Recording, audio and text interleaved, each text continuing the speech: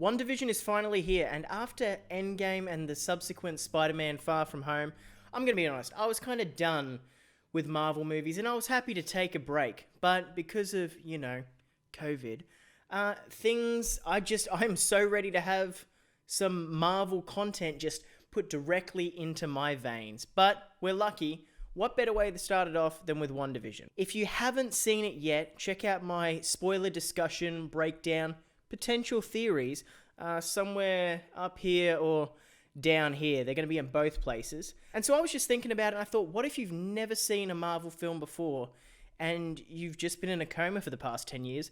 WandaVision's probably looking a little bit weird to you. Am I right? Of course it is. Now, I'm assuming if you're watching this, you're just watching it for the fun of it anyway. I highly doubt people just aren't up to date. But if you're not, this is my catch-up so you can get ready for WandaVision. Now, if you didn't know, WandaVision is kind of the start off of a 3-part structure, starting with WandaVision, then going on to the new Spider-Man movie, and then finally in Doctor Strange and the Multiverse of Madness. It's actually going to be directed by Sam Raimi, who did the original Spider-Man trilogy. So, fun fact there. And so my theory on this is Wanda's going to do something like in the comics to break open the multiverse, which is going to lead into Spider-Man, where we should potentially be getting all 3 Spider-Man from the Andrew Garfield, Tobey Maguire, and obviously Tom Holland. And then finally, Wanda or Scarlet Witch has been confirmed for Doctor Strange and the Multiverse of Madness, so it's like a nice little trilogy of stuff on its own. Anyway, I digress. So let's take a stroll down memory lane, and let's start off with Age of Ultron. So Age of Ultron's the first key film that you're going to want to see. The reason for that is obviously because Wanda first appears in the MCU in this film, and then so does Vision. So Vision's actually created in this movie as well. He's got the Mind Stone in his mind, I guess would be the best way to say it. Wanda starts off as a villain.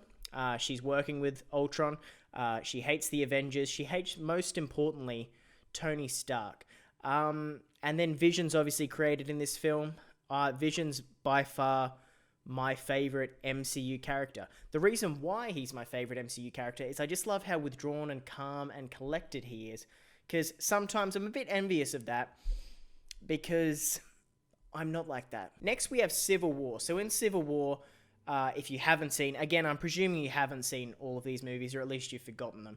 In Civil War, they have the 2 opposing sides. One side is that the Avengers should be regulated. The other should be, in order to have these superheroes to save the day, that they need the freedom to save the day as they see fit. Wanda's on the side of don't sign the Accords.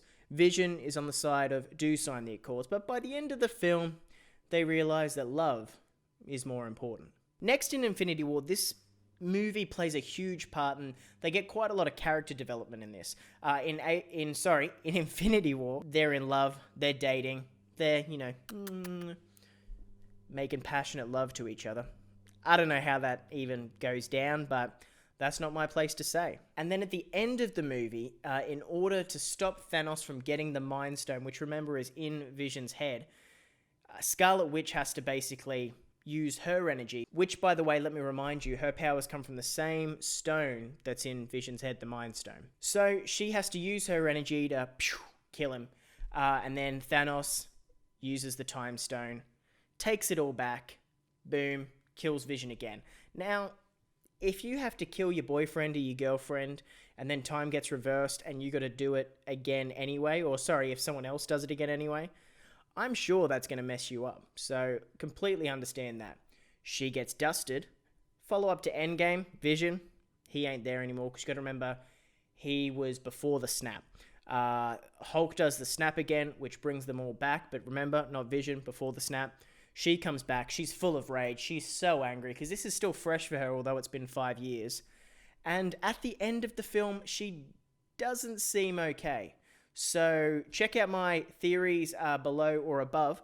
But basically, to sum up, I think she's had a bit of a nervous breakdown and she ain't dealing with the death of Vision that well. So she's created this fantasy world.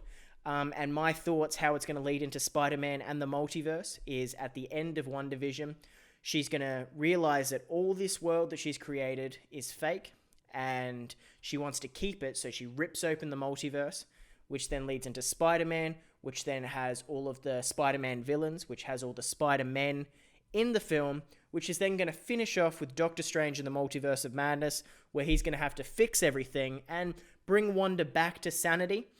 She could even be the villain, like in the comics, in Doctor Strange in the Multiverse of Madness, and then this is going to put a nice little bow on it.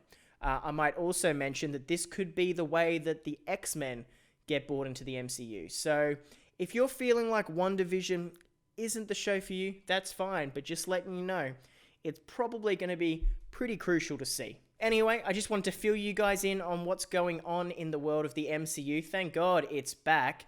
If you're excited that the MCU's back, let me know down below which movie you're most excited for, what you're thinking of WandaVision so far. Leave a like, hit that subscribe button, because I'm going to be doing weekly videos and breakdowns about the upcoming Disney Plus shows. Thank you for watching. I might name my kid Vision one day.